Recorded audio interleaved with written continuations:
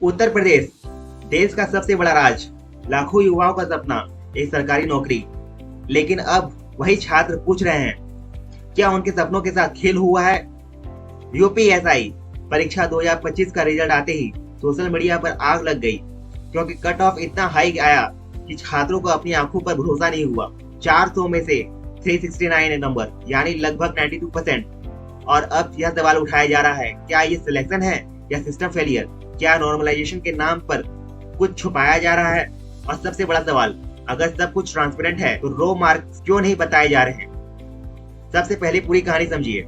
12 अगस्त 2025 UP police recruitment board ने 4543 पदों पर भर्ती निकाली। लाखों छात्रों ने फॉर्म भरा, महीनों तैयारी की, दिन रात पढ़ाई की। फिर मार्च 2026 में रिजल्ट अनाउंस हुआ। स्टूडेंट को लगा इस बार मेहनत रंग लाएगी। 23 मार्च को आंसर की आई। बहुत छात्रों को कॉन्फिडेंस था कि सिलेक्शन हो जाएगा, लेकिन 7 मई 2026 रिजल्ट आया और पूरा इंटरनेट हिल गया।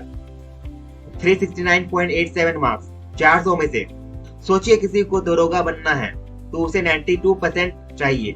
अब स्टूडेंट पूछ रहे हैं, क्या ये आईआईटी एंट्रेंस था या यूपीएससी मेंस था या फिर पुलिस रिक्रूटमेंट एग्जाम?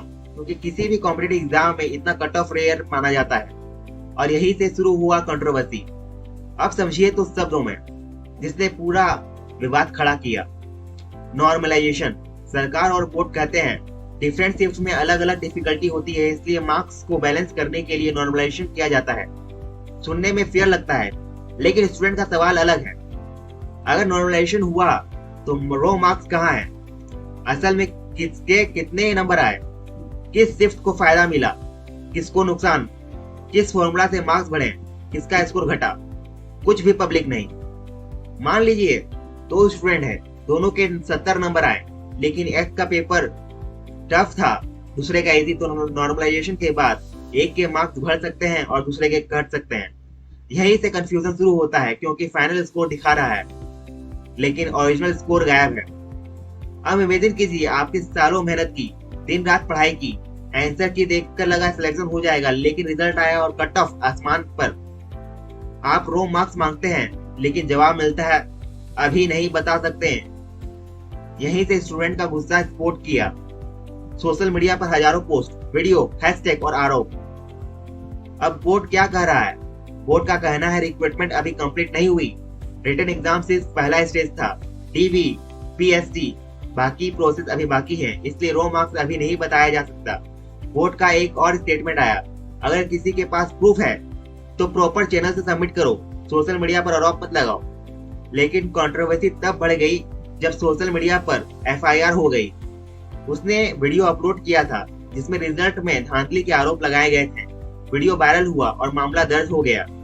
अब स्टूडेंट के बीच डर भी है और गुस्सा भी, क्योंकि उनका सवाल सिंपल है, अगर डाटा पब्लिक नहीं होता तो प्रूफ आएगा कहां से? दोस्तों, ये सिर्फ एक एग्जाम का इशू नहीं है, ये ट्रस्ट का सवाल है।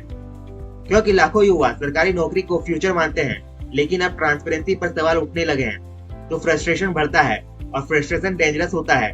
स्टूडेंट सिर्फ सिलेक्शन नहीं मांग रहा, स्टूडेंट क्लैरिटी मांग रहा है, ट्रांसपेरेंसी मांग रहा है, और शायद यही किसी सिस्टम की सबसे बड़ी रिस्पॉन्सिबिलिटी होती है।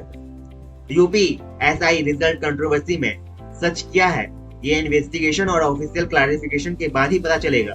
लेकिन एक बात साफ है, जब लाखों छात्र सवाल पूछ रहे हो तो जवाब मुकदमे नहीं, संवाद होना चाहिए। क्योंकि एग्जाम सिर्फ मार्क्स नहीं तय करते, वो लाखों युवाओं का भविष्य तय करते हैं।